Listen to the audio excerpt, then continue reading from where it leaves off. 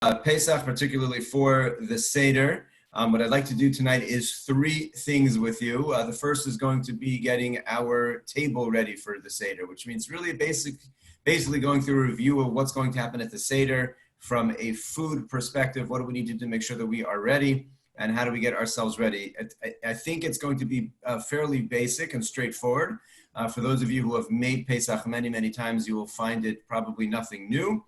For those of you making Pesach for the first time, this is for you. It's really just a checklist to make sure that you've thought of everything, that you have everything that you need, and that you can feel confident that you did it, that you don't like, I'm missing something. No, you're going to follow this, you're going to have what you need, and everything will be taken care of. For those of you who've made Pesach many times, if you want to sort of tune out for the next 20 minutes or so, and then tune back in, that's totally fine. After we go through getting the table ready for the Seder, I then would like to go through a couple of ideas to engage the participants at your Seder, a couple of games that can be played, and then we're going to discuss how to address a little bit the fact that many of us are not going to be with our families that we are accustomed to, both children with parents and grandparents, and from the grandparents' perspectives, not being together with their children and grandchildren, and how we can address some of those things. So some of everything that we say tonight will not be relevant. Some of it will be relevant, but hopefully as a whole, it'll just be another step along the way of getting ourselves ready for what we need to do as far as Pesach goes. I think if I'm sharing this, I'm pretty sure I can't see questions as they come in, but I will check the chatting as it goes, if I can, just to make sure that I'm not missing anything along the way. Okay, I assume you all have the sheet in front of you. It will be shared as well as a document that you can keep for yourselves if you would like. Well, let us begin. So we're just going to quickly run through the basics as to what we need to do to make sure that we are ready for Pesach. So number one is our pre-Pesach checklist. Our pre-Pesach checklist goes as follows. Number one, don't forget to sell your chametz. They have been, it's in all of the emails that we've been sending. It's going to be all done online through Emil, as it always is done through him. But make sure that you take care of it. It's already a week away. Those of you who have been waiting, do not forget. Even in a year like this, there is absolutely no leniency. If you do not sell your chametz, you're going to have to dispose and throw away everything that you have. So make sure you take care of that. Bedikas chametz, the search for the chametz, applies this year like it does every year. In fact, it might apply even more. Some of us are used to just closing up house and going somewhere else for Yontif, going to a clean hotel room, going to our in-laws' houses, which are hopefully also clean. But now we're in our own homes, and we've been stuck in our homes for a long time. We shouldn't say stuck in our homes, we should say safe in our homes, as has been pointed out, a very appropriate thing to say. So we need to do a bedika. We need to make sure that there is no chametz out and about. That bedika is done Tuesday night. It is done with a bracha. Al bi'or chametz. You will find it in your standard siddur, and it is done as this year, as all years, by placing 10 small pieces of bread out and about that you can come and find them as you search. Like in all years, a person should be careful when they put their pieces of bread out to make sure that they remember where they are, that they don't make a mess, that you don't lose them. That's standard stuff. But the bedikas chametz is done this year like it is done every year. Following the bedika, it's called a bittul chametz, a nullification of chametz. It's, again, in all of your standard siddurim, you will find it. If you have any trouble, please just send me an email. I'll be happy to guide you exactly where to go. That is all done on Tuesday night. The search for chametz, the gathering of the 10 pieces of bread, and then the nullification. The nullification of chametz is actually more important this year than all other years for a very simple reason. And that is, we cannot check all the locations that we normally check. We have offices, life was shut down in a way that many of us still have food in different places. So you have to make sure that when you're saying the bittul, what that means is you are nullifying and rendering ownerless all chametz that you are unaware of and you have not sold. Stuff that you know about and that you sold. So you sold, that's fine. But any other thing that you didn't know about, they didn't realize that you had, we are nullifying it. We are making it like dust of the earth. It does not belong to us, that we should not be in violation of owning chametz over Pesach. Moving along, those of you who are firstborns have to listen to a siyum. That will take place on Wednesday morning. We will have details that'll be available in all the emails coming up soon, exactly when to tune in. Hopefully, I'm actually trying to arrange with Rabbi Pupko that we should join together not literally together, meaning we'll coordinate that there should be a siyum at different times, 7:30, at 8, at 9. So not everybody, whatever works for everyone's schedule. And Erev Pesach, one should be able to tune into one of the live siyumim taking place here in Montreal, and listening to that siyum works. And then you should eat something at home beforehand. Following the siyum at some point, I meant to have all the times together already. We're going to do all the times. We'll send that out. That will be available on all the emails, exactly when is the latest time for burning your chametz, when is the last time for eating chametz. We'll make sure to have that all sent out shortly as well. In the morning, or on your checklist, remember to do bi'ur chametz, is the destruction or literally the burning of chametz. This year, even though we normally do burning, we are not going to be fulfilling that through burning because for obvious reasons. We're certainly not going to have a communal burning. The way that it is being recommended to do this year is simply to crumble up your pieces of bread and flush them down the toilet. Keep that in mind when you're putting out your 10 pieces of bread the night before. Small little pieces, something easy to crumble up, and make sure in a clean way without making a mess in your house with crumbs before Pesach. And you're just going to flush them down the toilet, flush them away. And that will be a fulfillment of actually getting rid of our chametz on Pesach. We want to actively get rid of it. The reason why we do that, normally we burn it. We want to actively destroy chametz on Erev Pesach. So just putting it in the garbage and putting it on the curb doesn't actively destroy chametz. We want to have some act to fulfill that which the Torah says, tashbitu se'or mibatechem, destroy the chametz in your home. And there, we're not going to do it through burning. We're going to do it through flushing it down the toilet. And at that point, we then recite the second bittul. There are 2 times that we say the nullification of chametz, and we're going to recite that one the second time after we flush it down the toilet. And our homes will be chametz free. And again, we'll have the exact times when that is. At 10, 11 o'clock in the morning, we'll give you the exact times soon. Yes, question. I can't hear you. I think you're on mute still. Or is it just my computer? Is there somebody who knows how to? Is there somebody? I can't hear you either. You're off mute. Wait, hold on. Is there somebody in your house who knows computers? Anybody there who can help you? Okay, you'll figure it out. You'll get back to us later. See, Josh is going to show off now that he knows how to hit it. Right? Okay, I'll go on when you have it figured. You'll cut in. Going back to our pre-Pesach checklist. Later on in the afternoon, we have an Erev Tafshilin.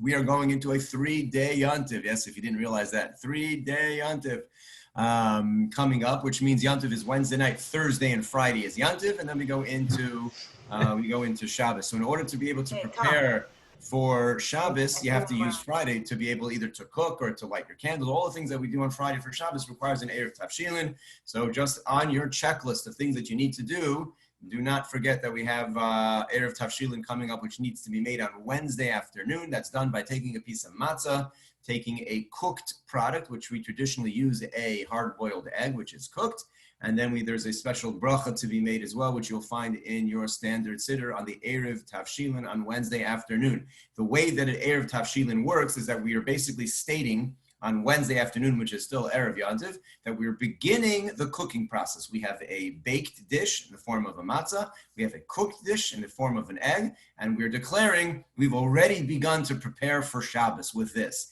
And that way we're going to then just continue preparing for Shabbos on Friday, even though it's Wednesday, it's Yontiv, and we generally don't use a Yontiv to prepare for Shabbos, but we're saying we're just continuing that which we already started. Since the egg and the matzah is a form, a declaration that we've already started preparing for Shabbos, you are supposed to eat the egg and the matzah, but you're supposed to eat it only on Shabbos. You can't eat it before Shabbos starts because you need it to say, like, I started, now I'm continuing, but you should eat the egg and the matzah some point over Shabbos, and that is the Erev Tafshilin. Okay, yes, Yael, you ready?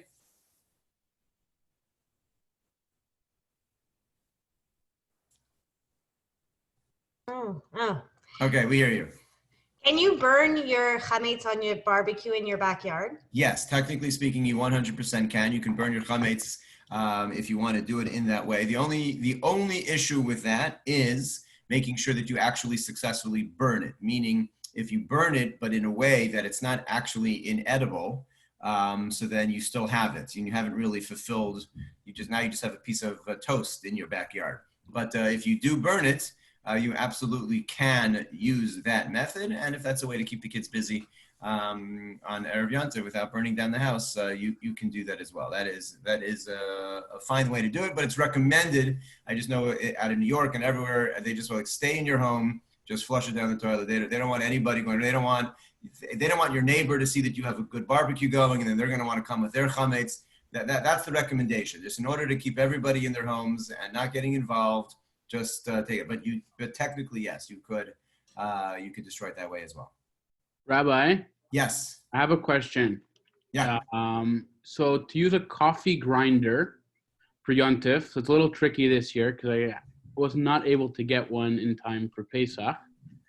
But a coffee grinder that I use throughout the year to grind beans that uses non-flavored beans. I wanted to know if I could use that grinder for Pesach. Yes, if you know, because you're the only one using it, or you just no one else in the house is using it for anything other than unflavored, pure coffee beans, you can. You should. I believe. Tell me, I'm not a coffee drinker, so I'm not sure. Tell me, is there the component that you can technically run under hot water? Like if you did that, would that ruin the whole machinery? If you took some hot water and just ran it through, like boiling water, without still. It would still be fine and functional. I never did, but I guess I could just for Pesach. But so the general custom is anything that we want to use on Pesach that we use during the year, we want to do some form of kashering, since it was on our regular chametz kitchens. So you should be able, from a chametz perspective, no chametz actually went into it. But that would be what we do. Let's talk afterwards. Just we'll go over the details to make sure we have it straight. Thank you. Just a suggestion, don't run it under hot water. It's an electric item, The minute you get water in there, it's going to ruin it, or you can short it out. So, yeah, so let's work through what exactly it is and what the best way is to prepare it so that we can do something to use it, because we generally, even on years like this, something which was actually used in our chametz kitchen, we try to avoid just using the same way without having kasher, without doing anything to for Pesach. So let's offline try to work that through. If there's anybody else who has that same question, send me an email. Make sure we'll do it all together. That we were able to work that through. Okay, all of that we did so far was our pre-Pesach checklist to make sure that everything is ready for us to go on Pesach. Let us continue down through our Seder checklist. Okay, let's go through the basics. Here we go. The Seder plate itself. The Seder plate traditionally has 6 items on it. Some Seder plates have 5, some have 7, but the basic 6 are as follows. This is really just here so that you can go through in your minds, checking them off. I have it, I'm good. Number 1, you need karpas. Karpas is what we're going to eventually use to dip into salt water. Different families have different customs. Celery, parsley, or a potato are the most common forms of karpas for the vegetable. If your family has a different tradition, that is fine, but those are your basic, 3 most basic vegetables that are used for karpas. Check it off. Make sure you have that for your actual Seder plate. Now, another point for those of you making your first Sedarim on your own, some people will then actually use that which is on the Seder plate for their karpas, and some people have their Seder plate and they like to have a separate little dish that they use actually for the food that people are going to eat. It's all good, whatever you prefer, but you must have on the Seder plate, when we start the meal, these are the things that you have to have there. So that is the karpas. Number 2, you have maror. There are actually 2 different places on the Seder plate for maror. One is called the chazeret, which is the next on the list, and the other one is called the maror. Most people have the tradition of using 2 different forms of maror in the 2 different areas of the Seder plate. One for chazeret, which is the word the Mishnah uses to describe maror, and one for maror. So some usually use romaine lettuce for one and horseradish for the other. If you only have one, it's fine. You'll just use one, and that is not a problem that you don't have both types. But if your Seder plate that you're using happens to have 2 little places for the different kinds, that's what people will use. We have the zroa. The zroa is the shank bone. There is a custom not to eat roasted meat at the Seder. It's a very, very strong custom not to eat roasted meat at the Seder, and that is because the Korban Pesach had to be roasted. And since we do not live in Yerushalayim and we cannot bring a Korban Pesach right now, in order that it shouldn't appear as if we did, and we brought an offering in an inappropriate way outside of Israel, outside of Yerushalayim, the custom developed, a long-standing custom not to eat roasted meat. The only piece of roasted meat we have is the shank bone, which we do not eat, but it sits on our Seder plate, and it symbolizes the Korban Pesach. People use different pieces of, they use a shank bone, they use a neck bone, a wing, any type of meat that you can roast before Yontiv and put on there as a roasted piece of meat fulfills the obligation of having a zeroah, the custom of having something at the Seder plate, on the Seder table, that is a recollection of the Korban Pesach, and that is the sign. There is a place for a beitza, an egg. The reason for that, the main reason is because there was a second offering, a second korban that was brought on Erev Pesach, which would be eaten at the Seder. Besides for the Korban Pesach was a Korban Chagiga, which was brought for Yantiv. And in order to recognize that there were actually two different offerings, which we are not able to have, so we have two things on our Seder plate, the Zeroah, which we just mentioned, and then the egg.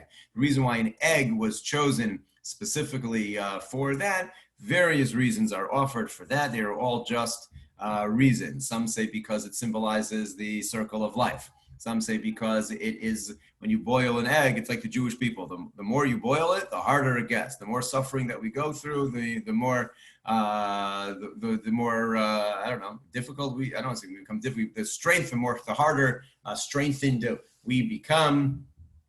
And so there is such a custom to boil an egg and then hold it over the fire a little bit to give it that little, that flavor, that coloring of something that was roasted. And that is put over the on the Seder plate as well. And of course, the charoset. And if you were looking for a good recipe for charoset, you have come to the wrong place. Go look online. You can find a dozen recipes at your fingertips to make your charoset. That's your checkbox, your checklist to make sure that you have what you need for your Seder plate, your karpas. If you don't actually have a Seder plate that says Seder plate on it, it's fine. You can take any plate and put these items on it, and that will become your Seder plate. For those who are at home and were not planning on being home for Pesach or never made Pesach before, I'm like, I don't have a Seder plate. It's fine. If you don't have a Seder plate, you can fulfill all the mitzvahs of the Seder without a formal Seder plate.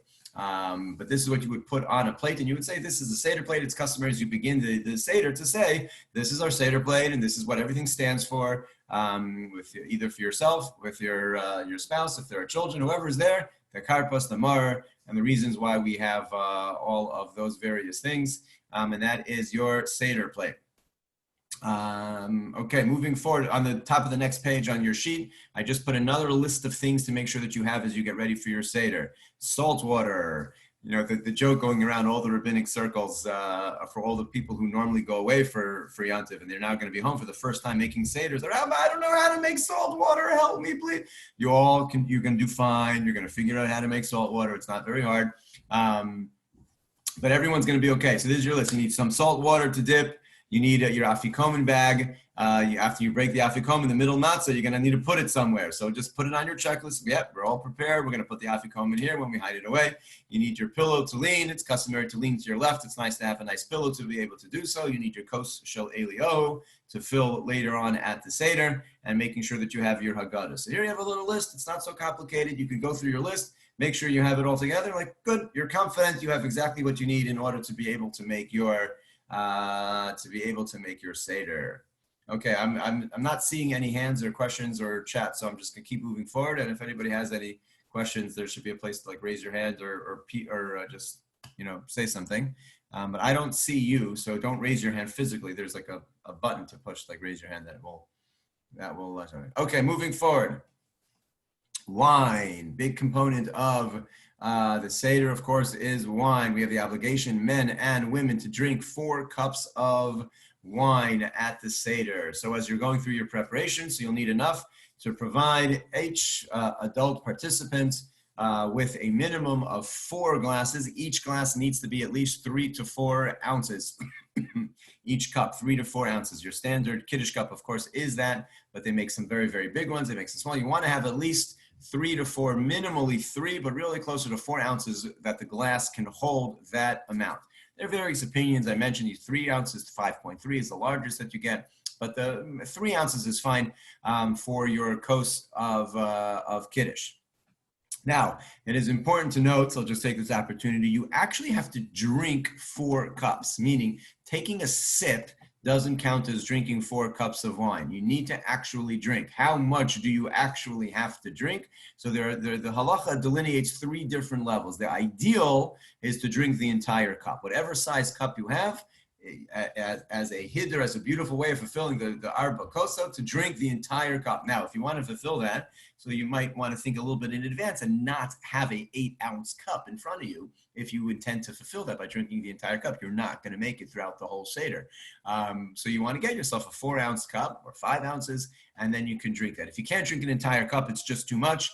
The next level is to at least drink a full 3 ounces out of each cup. So each time you drink a cup out of the 4 different koso, to drink at least 3 ounces. And if you can't do that, minimally, in order to fulfill the mitzvah of drinking each one of the 4 cups, you have to drink 1.5 ounces. Less than 1.5 ounces simply doesn't, you didn't do the mitzvah. You didn't fulfill that drinking of the cup. Now, 1.5 ounces is, just to give you a sense, I'm told there's such a thing called a shot glass. People sometimes use it to drink scotch or whiskey. I don't know. I've heard there's such a thing. So, but if you have such a thing, if you could imagine such a thing called a shot glass, that's usually about 1 ounce. So it's about 1 plus another half of those. That's the amount that you need to drink in order to be able to fulfill the kosa. So it's not a sip, but it doesn't require downing the entire cup, but it's 1.5 ounces, ideally 3 ounces, and ideally to drink the entire cup, or at least the majority of a cup, but that's what you need there. So think in advance, what are you planning on drinking? If you drink very sugary wine, it's gonna knock you out. So just think that through. You're allowed to drink grape juice. There is, all things being equal, a red is preferred to white wine for a number of different reasons that are quoted, but that's only a preference. If you like white better, or your white wine is a better quality, 100% you could use white wine, and 100% you can use grape juice. Some people who do prefer white wine or like to add a little bit of grape juice to it so that they have the advantage of it being red, but it's all good. Whatever you have a year like this, for sure, whatever is available, whatever you can get your hands on, is totally fine. That is what you'll need, and you have, so make sure you have however many people will be at your Seder, and in terms of our checklist, and making sure we have everything in order, that we have the right size cup, and everybody has what it is that they need. Again, just going back to what we spoke about last week, if you're planning on using your regular Shabbos Kiddush cups, those should be kashered before you use them for Pesach, which simply means boiling up water and dipping your cups in before Pesach. Again, the cup hasn't been used for 24 hours. The pot hasn't been used for 24 hours. You boil up some water, you drop in your cups, and you're ready to go for Pesach.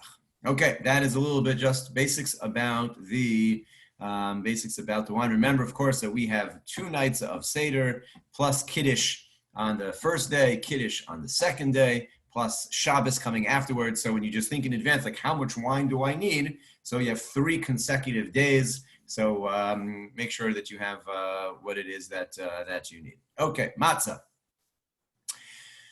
We need a lot of matzah. How much matzah do we need? Well, let's start with the type of matzah that we need. We need shmura matzah. There is the Torah says, ushmartem es hamatzos, that you should watch or guard the matzah. And from there, we learned the concept that you need to have shmura matzah. What does it mean, shmura matzah? Shmura matzah means that it was specifically watched to make sure that it did not become chametz. Not just that it happens to be not matzah or not chametz, but that it was specifically watched and guarded for that sake. There are 3 opinions in the Rishonim, the commentators of the Gemara. From what point in time does the wheat need to be watched? The most stringent opinion is it needs to be watched from the moment it's cut. As soon as you cut the wheat in the field, somebody has to be there watching to make sure that it is shmura, that it is guarded. Others hold you only have to watch it from the time it's ground into flour. From the time it becomes flour, someone has to keep an eye on it. And the most lenient opinion is from the time it's mixed with water, somebody has to be keeping an eye to make sure that it doesn't become chametz. Those are the 3 opinions. What's the halacha? The halacha is that even the most lenient opinion counts as shmura matzah. As long as somebody's been watching it from the time that it was added in together with water, that would count as shmura matzah. It happens to be that the matzah that we call shmura matzah, that matzah is the most stringent. That's the matzah that was watched from the time that it was cut in the field. So if you buy something that's labeled shmura matzah, canned shmura matzah, or even machine shmura matzah, that means that it was watched already as a stringency, not just from the time water was added, not just from the time it was made into flour. It was watched already from the time that it was cut in the fields. There was a mashkiach there in the fields as it was cut in the trucks, making sure that from that moment, that's called shmura matzah. There is a minhag to have shmura matzah at the Seder night. The good news is all kosher for Pesach matzah that you can buy in the store, whether it's called shmura or not, is any kosher for Pesach matzah that's sold in the stores, even machine, is all the middle ground opinion that it was watched from the time it was made into flour. All of the kashrus agencies, when they certify kosher for Pesach matzah, it's that middle ground, which means as follows. If you have the ability to get hand shmura matzah, what's called shmura matzah, great, you should use that for the Seder because that is the most ideal form of shmura matzah. But even if all you have is your regular box of kosher for Passover matzah, that's also shmura matzah. It's the middle ground, which is good, which is more than sufficient to be used for the Seder. So you should feel that you can use anything you want at your Seder. Ideally, again, this year, like all years, if you can get what's called shmura matzah, that's the best way to do so.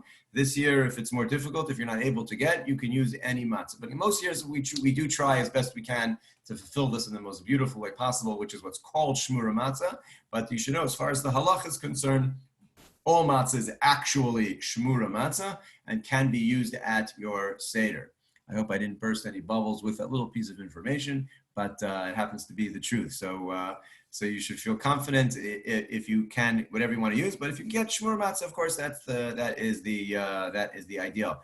Outside of the Seder, you can for sure, without question, lechatchila, ideally use anything you want. The only idea where we have this extra hidur, beautifying the mitzvah of using shmura matzah, is at the Seder. All the other meals of Pesach, your regular boxed machine matzah is totally fine. There are those Jews, holy Jews throughout the centuries who had a beautiful stringency of only eating shmur matzah. It's wonderful if you have that as well, if you want to, but there's absolutely no problem with eating the regular kosher for Pesach matzah, even at your Seder if you need. Okay, back to our Seder. What do we need? So you're going to need 3 whole matzahs for each Seder, making sure that you have enough of that. To the best of my knowledge, we do not have any matzah shortages here in Montreal. I have not seen or heard from anybody that there's a problem getting matzah. If there is such a problem, please let me know. But so as far as I've been able to tell, it seems like it is available this year like all years. You'll need 3 whole matzahs for each Seder. Now, only the leader of the Seder requires that for his Seder plate. But some people have the custom that everybody has 3, but it's only required for at least the leader. But you do need to have enough matzah for everyone then to be able to eat what they need 3 different times each Seder night. As we're going to go through, you have to eat matzah the first time we eat matzah, then for korach, right after that, the sandwich, and then the afikomen. So there's 3 different stages during the Seder where you're going to eat matzah. So just as you calculate how much matzah you need, keep that in mind. Let's just go over the procedure for how it is that we're going to eat our matzah. The first time we make the bracha, we have the 3 matzahs in our hand. Now remember, the middle matzah already has been broken right from the very beginning of the Seder. We break the middle matzah, we put the larger piece away for the afikomen. So that during the rest of the Seder, we have a whole matzah on top, a broken matzah, and then a whole matzah on the bottom. When we finish Magid, we finish telling the story of the Yetzias Mitzrayim, we then wash our hands and we make hamotzi. Now, there are actually 2 things which are taking place simultaneously, which will explain the reason why we do what we're about to talk about. Number 1, we're about to have a Yontiv meal. When you have a Yontiv meal, so like every Yontiv meal, we always have lechem mishnah. Just like we do on Shabbos, we have 2 loaves of bread. So Pesach is no different. It's Yontiv. We make Kiddush, just like every Yontiv. Now we're going to have a meal like every Yontiv. That requires 2 whole loaves of bread. We don't eat bread, obviously, on Pesach, so it requires 2 whole pieces of matzah. But not only are we about to make hamotzi on a regular meal, we have a special mitzvah of eating matzah. It's a specific mitzvah of this night to eat matzah. The matzah that we eat is called lechem oni. It's the bread of a poor man. It's a broken bread. And for that, we don't want to eat 2 whole matzahs because that's not pay. We need to have the broken matzah because that's the aspect of eating of the day. So what we do is as follows. After we wash our hands, we come back to the table. We take all 3 matzahs in our hand, which is a whole, broken whole, And on that, we're going to make the first bracha of Hamotzi Lecha Min Haaretz. This is all in your Haggadahs. We're just going through it so we're all comfortable and familiar with it. Hamotzi Lecha Min Haaretz. Now, we don't yet eat because we have a second bracha that we have to make, which is on the specific mitzvah of eating matzah. It's not just for bread, or in this case, matzah. There's a mitzvah to eat matzah. So we want to make this, then we make a second bracha of al achilas matzah. But that needs to be done not on 2 holes, that's done on 1.5 holes. So the procedure is, you hold all 3 and you make hamotzi lecha min haaretz. Then you let the bottom one drop, so that you're now only holding in your hand the top 2, the whole and the broken. And then you make the second bracha of al achilas matzah. Now I'm making a bracha on the mitzvah of eating matzah. And then I eat from a combination of those 2 top matzahs, the whole one and the broken one. And you're going to eat 1 kazait, a full olive's worth, from those 2. Ideally, you just need to, mainly you only need to eat 1 full kazait. There are those opinions, some like to eat 2. If you have any children who are home from yeshiva or seminary, you might find them eating 2, 1 from the top and 1 from the broken one. And don't make any funny faces at them. It's totally fine. It's well grounded, but it is not required of everybody. But you do need to eat 1 full kazayit, which is, how much is that? You'll find, if you look online, 1,000 different opinions.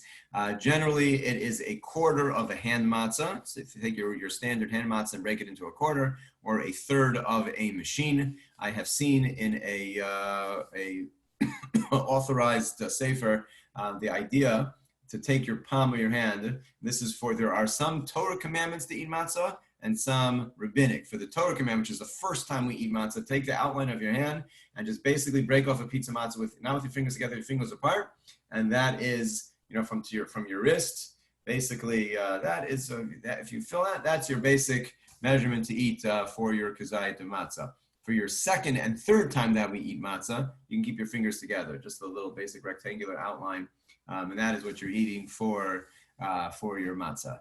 All of this, of course, is done. It's Leil Seder, leaning to the left. And hopefully you'll remember that throughout the night. Every time you eat matzah, when you drink your cups of wine, we do so leaning to the left. And that is the basics of what we need to know for matzah. Straightforward. You've done it all every year. This is really, again, just to make sure that everybody feels, oh yeah, I know this, we could do this. You can, and we're all going to be very good at it. That is the basics for the matzah. Of course, I didn't put on the sheet, but just right after we eat motzi matzah, then we're going to go through maror, which you will have number 5.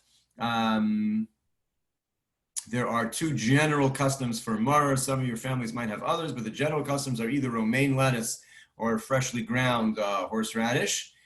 Each one has pros and cons. The romaine needs to be checked for bugs, which is best, of course, to do before Yantiv, so you're not dealing with that at night. But romaine lettuce does need to be checked for bugs unless you're buying it pre-checked.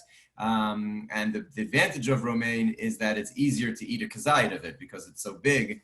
It's not so hard. The disadvantage of romaine lettuce is it's not really bitter. So for those who really want to feel the servitude, a romaine lettuce doesn't really do it. Most of us actually pay money to eat romaine lettuce in our salads.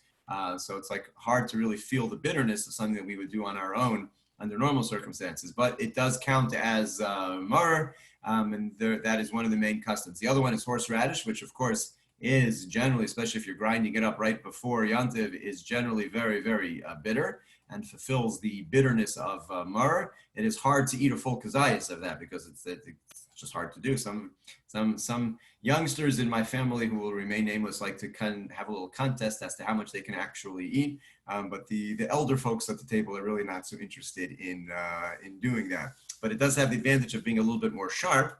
But there are some opinions modern day opinions who don't like using the horseradish because it doesn't seem to be one of the listed vegetables that the Mishnah lists as for maror. But either way, those are the 2 basic traditions: romaine lettuce and horseradish for your maror. It's dipped into the charoset and then shaken off and eaten right after motzi matzah for maror. And then, of course, we make the sandwich in which you're going to go back again to matzah and the maror together for your sandwich. That is the process for your motzi matzah and your maror.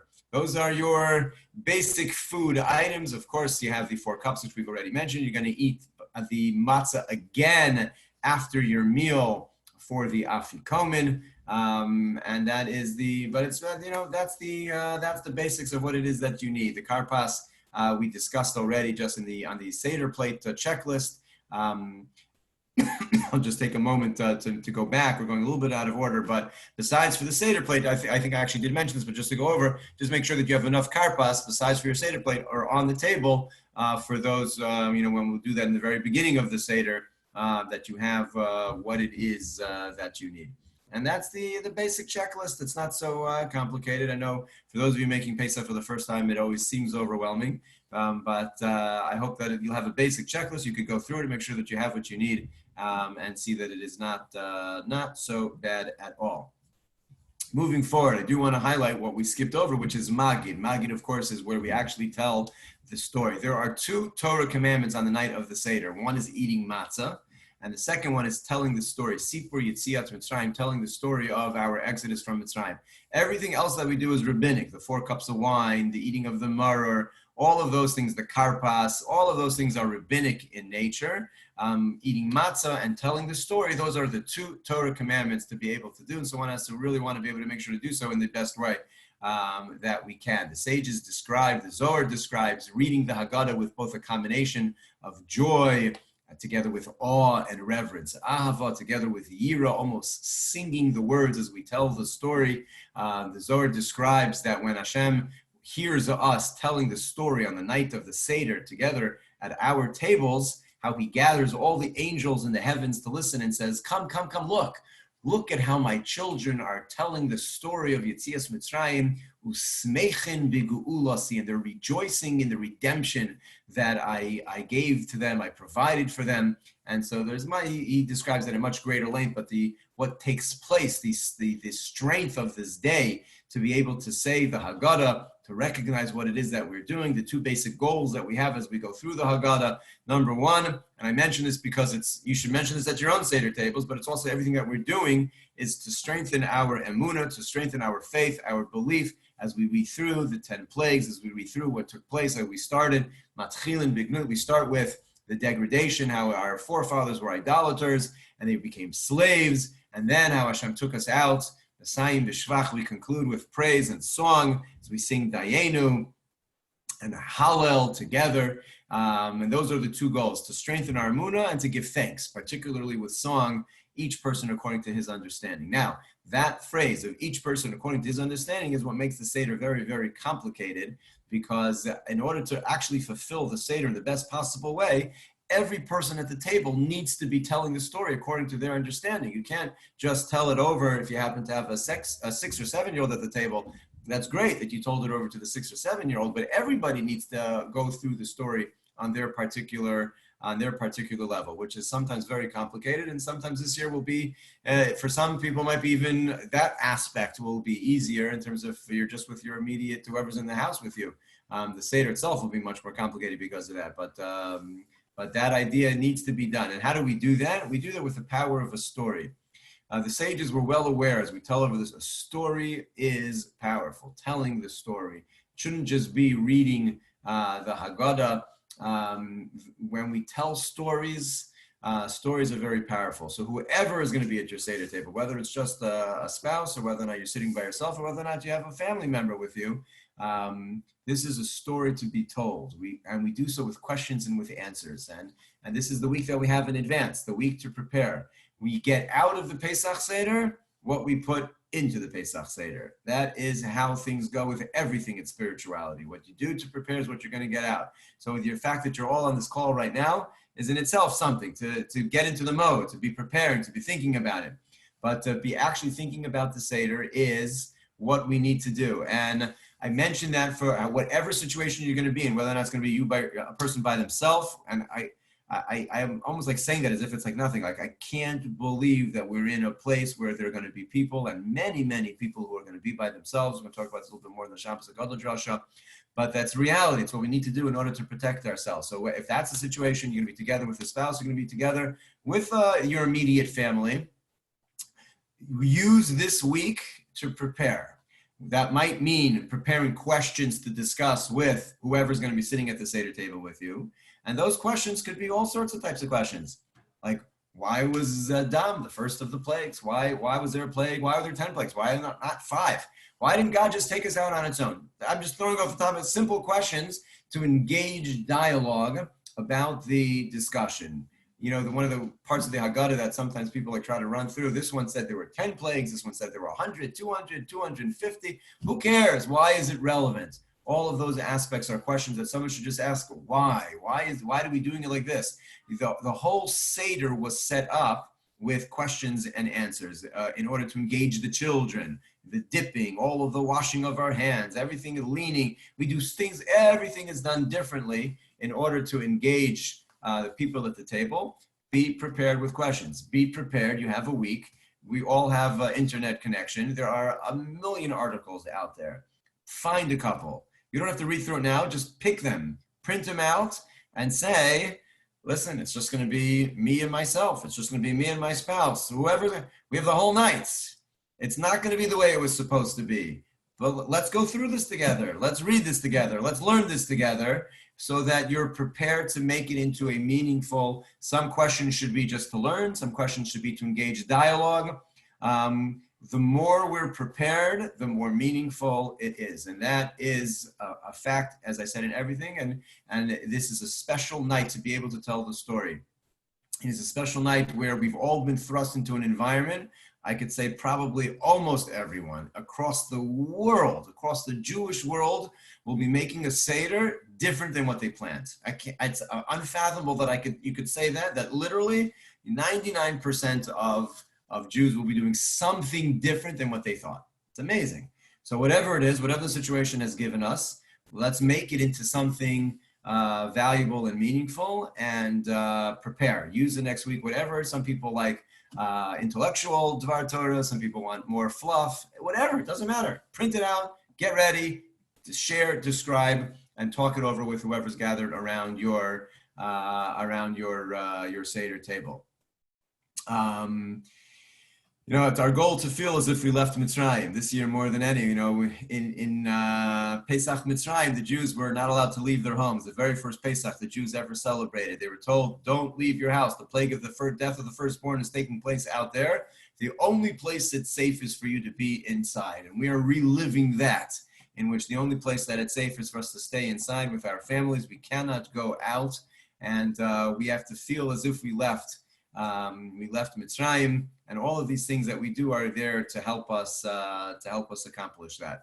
So that's all that we need to do to fulfill the mitzvah of Magid, of telling over the story of Yetzias Mitzrayim. I do want to just conclude this one little section with a couple of thoughts, two in particular that I want to add. I've spoken about these in years past, but I'm going to mention them again this year. Some will apply to some of you, some apply to none of you, but I mentioned them. Number one is the game of bingo. If you do have, I say children at your table, but it doesn't have to be just with children. I have found, I do this because I have children, but the adults get more into it than the kids. Bingo is an awesome way, an awesome game.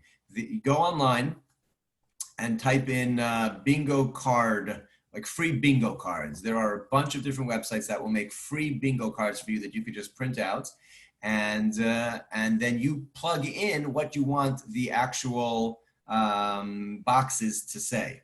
So let me share with you another document just as an example. Let me see if I can make it. Yes. Okay, do you see that new Pesach bingo key in front of you? Give me a nod so I can tell you yes. That worked? Yes. So this is what I use at my table. I use it many years. Everything on the left is what I put into the boxes. I go online, I go to a free bingo card website, and I plug in, these are my 25 things: burning bush, shifra and pua, staff into snake, the white hand, probably all down the left side. And then it gives me 7 or 8 different random cards, which I print out and I give out to all my participants. And before Yom Tov, I either have, if you have like a poker chips, or you want to cut out pieces of paper or whatever works for you. And then I have the answer key. And this is how we play the game. And I do it in order so that I'm literally telling the Pesach story through the game. And I'll start with saying, here was the place where Hashem first introduced himself to Moshe. And someone will say, burning bush. And I say, great. And the way the game works is as long as anybody gets it right, everybody gets to put it down. Unless you want the game to last a really long time, then you can do that only the person who answers. But usually at my Seder table, there's a limited attention span that you have to get your game in. So I throw out the question. Here was the Hashem, burning bush. Great. Then then I'll go to the next question. Like these two Jewish girls had the audacity to defy Paro's order and spare the Jews. Someone will say, Shifra and Pua. And then once these things are listed, then you could have a conversation depending on what's going on in your Seder table. Like, for example, you could say, what were their other names that Rashi quotes? And someone might say, oh, it's Yocheved and Miriam.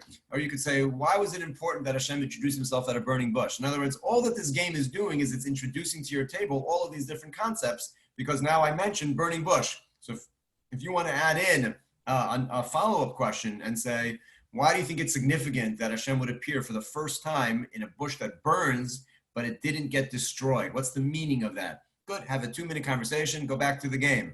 First sign that Moshe was given that Hashem would believe him, the staff into snake. So on and so forth. You see how it works. I shared this with you, and I can send it to you if you want.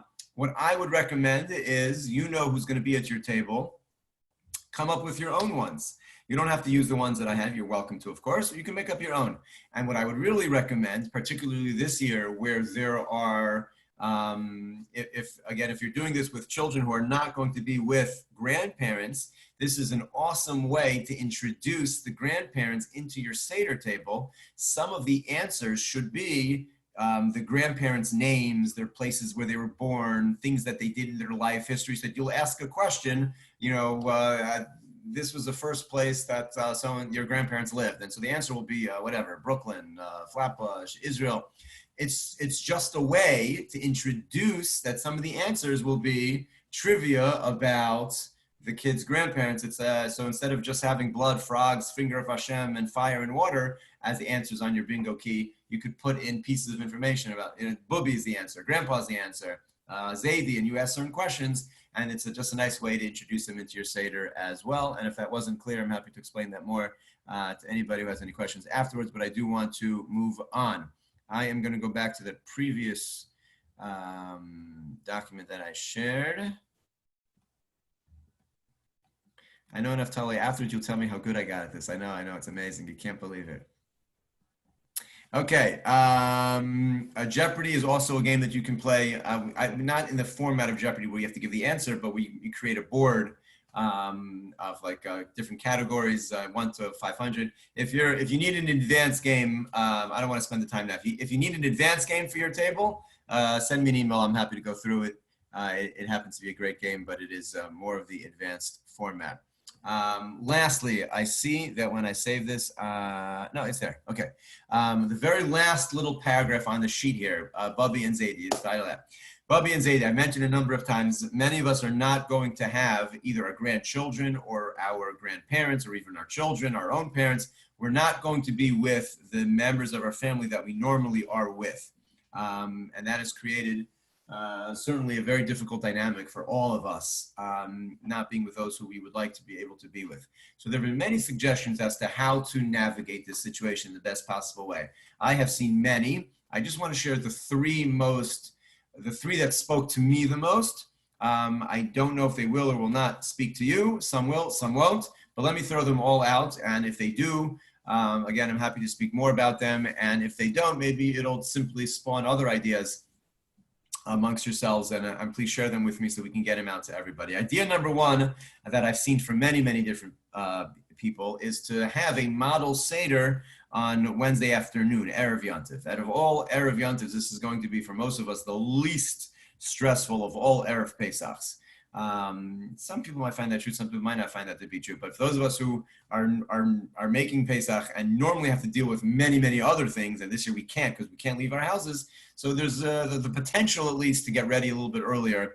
And if there are grandparents or parents or siblings or others who you normally would be with and you can't be with, set up a time on Wednesday afternoon, and depending on the ages of the children involved, actually go through the Seder. Sometimes if it's a person who wouldn't be able to make a Seder for themselves and they're going to go through the motions, but they really don't know the songs, or they don't sing the Haggadah with them. Literally go through that. If the person who normally would be at your table can't be, and they're not in a place where they can go through it all on their own, so do it on Wednesday afternoon. Let them at least have the experience of all the songs, hearing Dayenu, hear the Manishtana. If there are grandchildren, let the grandchildren sing their songs, show them what they made in school. Find a way as best as possible on Wednesday before Yantiv to connect. We have the technology, and so that even though it won't be at the Seder, but at least there'll be a way where there's time spent between the people who wouldn't normally do so. And even if it's not a formal grandparent-grandchild, it's just siblings aren't able to get together, nieces and nephews, whatever it may be, set up a time on Wednesday. You have a week from now. Set a time up. Make it formal. Put all the people on Zoom who would normally be at your Seder table, put them together so that you have a moment. Erev Yantiv, I would even recommend and tell people, get dressed for Yantiv already. Make it feel like it's real. And you're gonna, whatever it is appropriate for your family, whether or not it's to have the little ones actually sing the songs, or you wanna sing the songs, you wanna share a thought, or just to touch base, but it should be a formalized concept where it doesn't just like happen to happen, everybody's running around. You designate at 4 o'clock, at 3 o'clock, at 2 o'clock, whatever makes sense for your family. You can figure out the rest of that on your own. I just wanted to share that. Number two, a beautiful, beautiful idea I came across, which is, this is particularly for grandparents who are alone for their Seder, and their children and grandchildren wish they could be with them and they can't. You have a week to get this done. Send letters to the grandparents from children and grandchildren, or even great-grandchildren, 15 different letters, one for each step of the Seder. And in the envelope, there should be either pictures or drawings or a poem or some idea about that step, so that when a Bubi is by herself, literally, or she's with Zaidi, and they're not with everybody that they're supposed to be with, so when she gets to Haggadah, Nebuch, he's sitting by themselves. They can't be together with the rest of the family. When they sit down to Kaddish, so before they make Kiddush, they open up the envelope and they have a picture of this grandchild and this little story and this thing, and this is what reminds me of you, and whatever it may be. And for each step, if you have different people send different things, or if it doesn't have to be for each step, if it's only for 3 or 4 of them, whatever it may be, that for the person who is by themselves for the Seder and can't be with their normal family, that they should have something physical, tangible in their hand that they can receive from their children or grandchildren, whatever the case may be, nieces, nephews, so that they feel as they're going through in this isolation that we're all going through on Pesach, they received, and they're physically holding on to something that they have gotten from the rest of their family. And again, that can be done in many different ways. It can be done with actual pictures that you send, or drawings, or poems, or school projects, whatever the case may be, but that there should be something that they actually receive. It's a really beautiful idea. There's much to talk about. I'm sure you can find other ideas online, and I'm happy again to talk more about that as well. Lastly, it goes in the other direction. I saw this idea from a colleague of mine in California, Rabbi Stewart, suggested really a beautiful idea, and that is Pesach is all about transmitting our tradition, our Masorah, from one generation to the next. And as much as there's so much talk been about like that Bubi and Zaidi can't be with us at the Seder, it's not just that they're alone, it's that the children can't have them to share their legacy and to share their stories. And so it really goes both ways. And one of the really just such a beautiful idea I saw is that Bubi and Zaidi should write a letter to be sent and read at the Seder table of their children and grandchildren, what they would want to have shared had they been at the Seder with them. What history do they have that they want to share? What legacy of faith, of hope, of perseverance, what's been meaningful to them that if I could have been there with you, I would want you to read this. And what a magnificent opportunity we have. I think, but as I was thinking about this, all the Seders that I've had with my own grandparents, where they didn't actually communicate that, they did by their presence, but I never actually had a piece of paper in my hand from a grandparent that said, I want you to know this. This is part of the story that I've been through. And if I wanted to leave you a legacy, a treasure of my own story of freedom, some of the difficulties that I've experienced in life and that I want you to have and to know, to read at the Seder table, I really think this is a magnificent idea, so that at the same time that if the grandchildren will be writing their letters and poems and stories to send to Bubi and Zaidi, that they can open up an envelope during the different stages of the Seder. If at the same time, the Bubi and the Zaidi are writing a letter as to what they would want to share at the Seder table with their grandchildren, that can be read during the meal or during Magid, I think is really a magnificent idea. Now that doesn't just apply to Bubi and Zaid, I'm just using that as an example. If there's a nephew, there's a niece who would normally be with you who can't be. If there's a brother-in-law, a cousin, whatever the situation may be, all of these are just simply saying we have a week. We have a week to get ready. Some of us are more busy now than we've ever been because of the situation, and some of us have much more time on our hands. Either way, find of the ideas that I just shared. There are many others out there. I just shared the three that spoke to me the most. Find the ideas that work, that over the next couple of days, we're prepared both to make our own Seder table as meaningful as it can be, with questions, with stories that we found. I've gotten into the habit every time, you're scrolling through things online so fast, we're trying to keep up.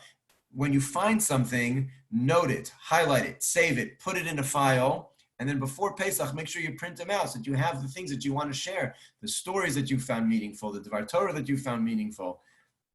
So over the course of this next week, we're prepared both to connect ourselves to our immediate table, whoever will be at the table with us, and to be connected to the tables that we wish we could be at, or to the people who wish we could have at our tables, both on Wednesday, Erev Yontif, to be connected to them in a formal way, to go through as much of the Seder as we can with them, and whether or not it's in the form of connecting by sending them various letters or reading from them letters.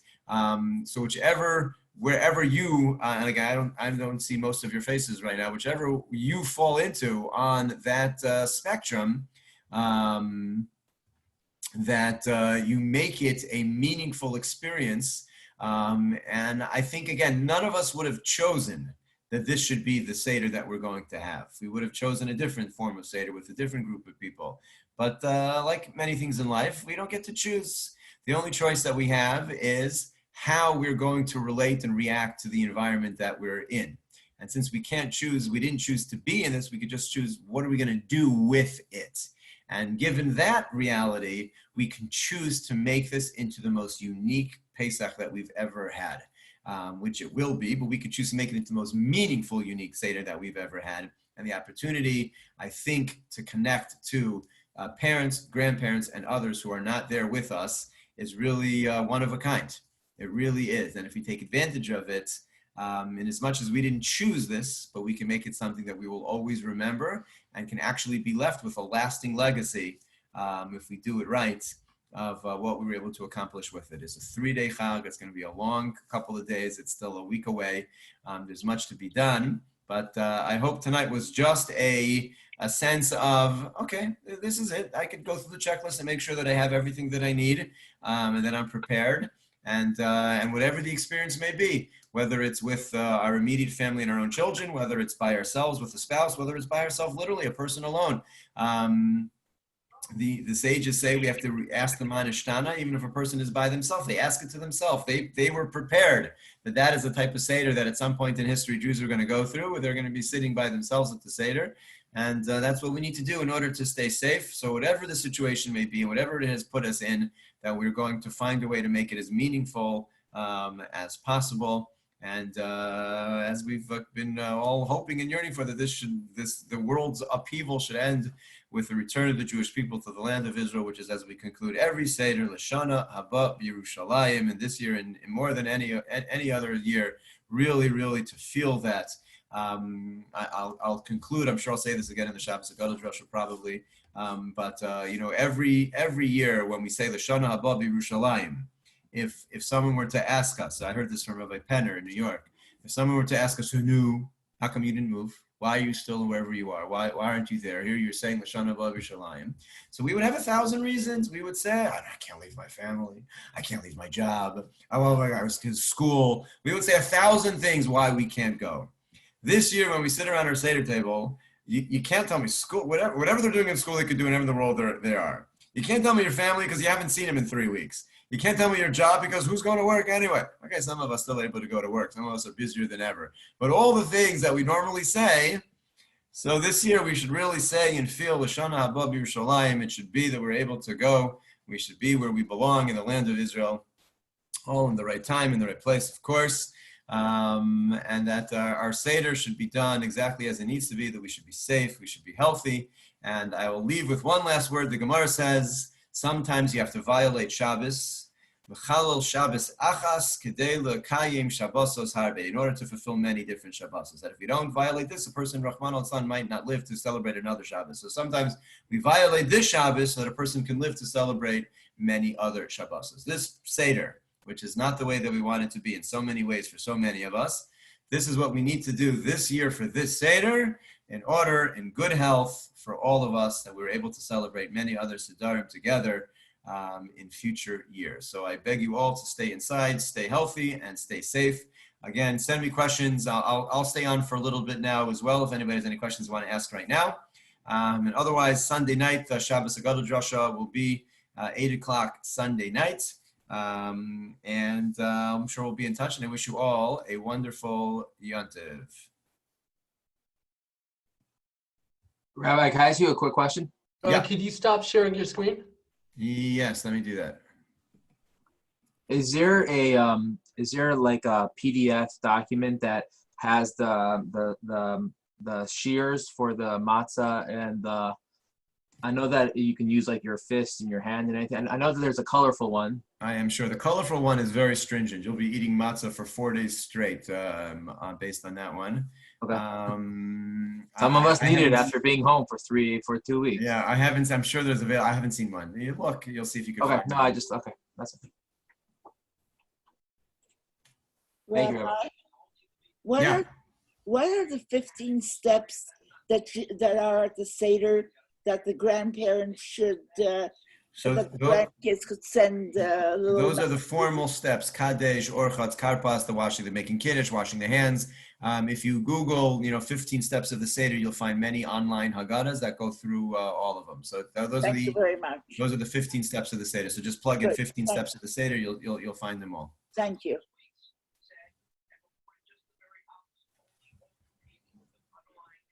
Okay, I'm just checking if I missed any questions. I see there are a few that came in. The links to the documents that the rabbi had on his screen are in the chat if anybody wants to download them. And we'll also send a follow-up email with a Pesach kit of sorts with everything compiled in one spot for everybody to click and download. Thank you, Naftali Jacobs. Yes, indeed. Thank you. From Cedarhurst originally. The best, Naftali Jacobs. Before he mutes me.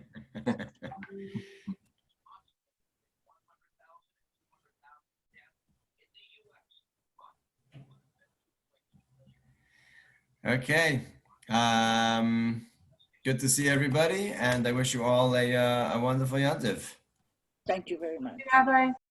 Okay. Be well, everyone. Thank you. Stay safe. Okay. Thanks.